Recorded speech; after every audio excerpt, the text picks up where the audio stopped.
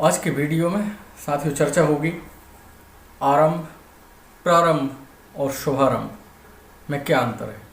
आइए देखते हैं।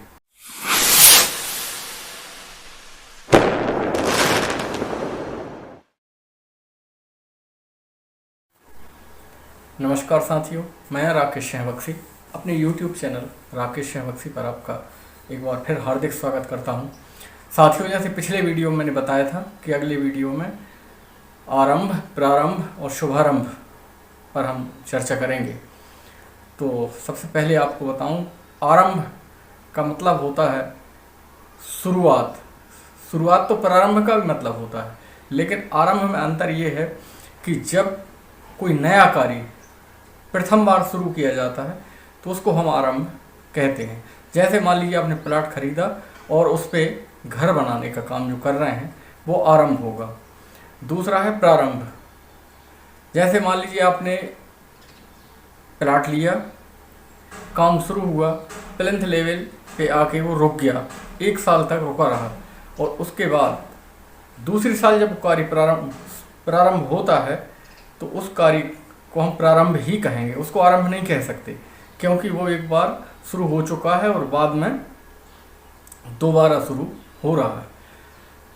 तो पहले आरंभ यानी नया काम, दूसरा प्रारंभ जो काम बीच में रुक गया है और फिर शुरू हुआ वो प्रारंभ। तीसरा है शुभारंभ।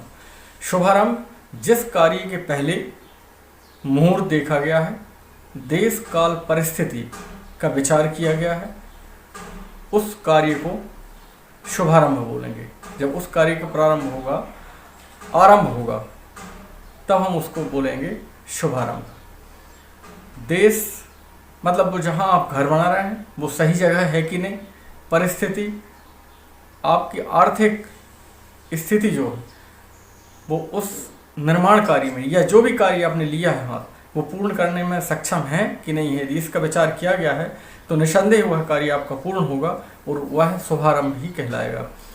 अंत में जो देश काल परिस्थिति, मान लीजिए आपने वर्षा ऋतु में कार्य शुरू कर दिया है तो उसमें अड़चनें आएंगी, दिक्कत आएगी, इसलिए ये परिस्थिति का विशेष महत्व होता है।